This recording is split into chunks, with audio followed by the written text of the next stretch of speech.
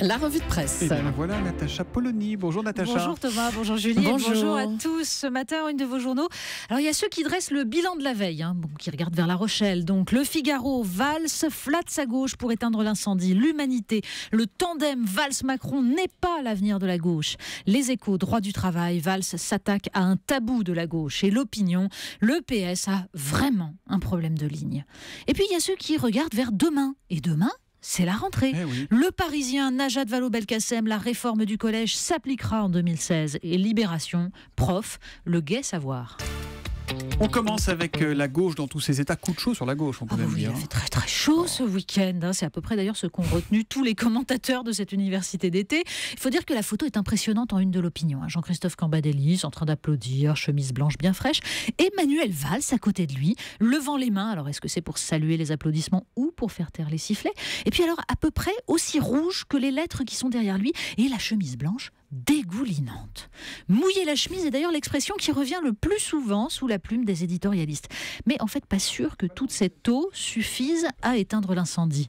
Dans les dernières nouvelles d'Alsace, Pascal Coquille ironise « Ainsi Manuel Valls aime la gauche, le Parti socialiste, les classes moyennes, les migrants et l'humanité dans ce qu'elle a de plus noble. Il le clame, il le martèle, il le transpire devant une famille naturelle un peu échaudée et grinçante. » L'an dernier, il disait peu ou prou la même chose après s'être laissé aller à maréchiner avec le MEDEF. Cette année, c'est après avoir observé son ministre de l'économie déclarer sa flamme à Pierre Gattaz qu'il a dû circoler. Les Échos dénoncent les contradictions d'un Premier ministre qui sanctuarise les 35 heures par habileté tactique.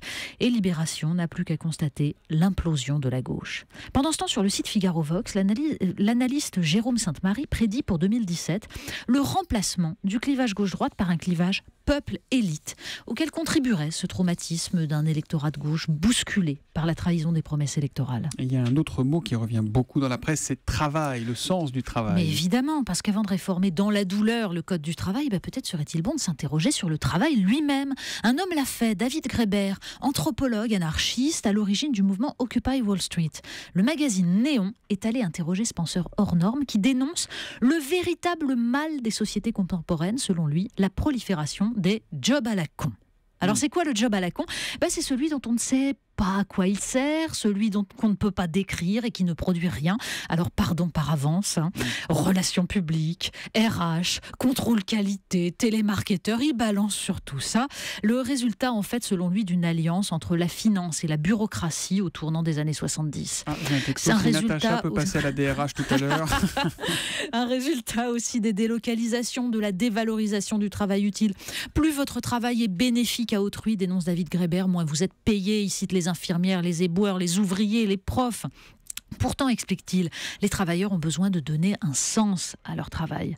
Alors on lui conseillera la lecture du Parisien. Sur une page, le journal nous raconte le renouveau de l'industrie de la chaussure à Romans-sur-Isère dans la Drôme, où des travailleurs justement perpétuent des savoir-faire et retrouvent la fierté de produire des pièces de qualité. En fait, il se passe plus de choses à Romans qu'à La Rochelle. Natacha, est-ce que ça vous manque, vous l'ancienne prof, la rentrée ou pas, la rentrée scolaire? Un petit peu, forcément. Mais bon, c'est demain. Mais oui, c'est demain. Alors Libération, d'ailleurs, nous propose des portraits de professeurs. C'est vrai qu'on en voit souvent à cette période-là. L'Opinion nous vante les free schools à l'anglaise, avec un seul mot d'ordre, d'ailleurs, de tous les côtés. Ils sont tous d'accord là-dessus. Il faut innover. On ne sait pas comment, mais il faut innover.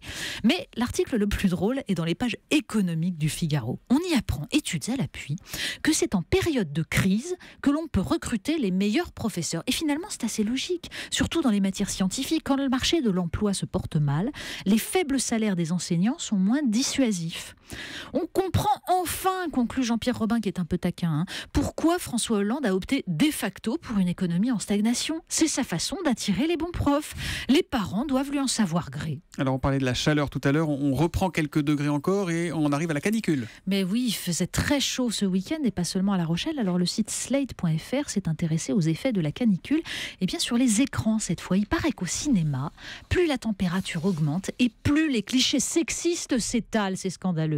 Oui, en gros, pour la journaliste journaliste Ursula Michel, les grosses chaleurs du 7e art, c'est de l'érotisme pour les femmes et de la violence pour les hommes. Oui, l'année des méduses et ses corps en maillot de bain.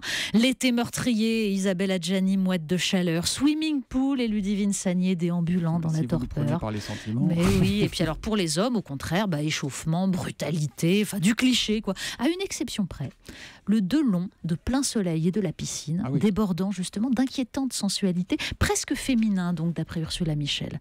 Mais elle le dit aussi, le réchauffement climatique dans le 7e art, ça donne aussi ce que ça pourrait bien donner dans la réalité, avec Soleil Vert par exemple, et son humanité totalement urbanisée, industrialisée, inégalitaire. Et je ne vous révèle pas bien sûr la fin du film. À table Mais oui, parce que Soleil Vert, justement, il y est question aussi d'une alimentation standardisée. Enfin, vous le regarderez, ça date de 73.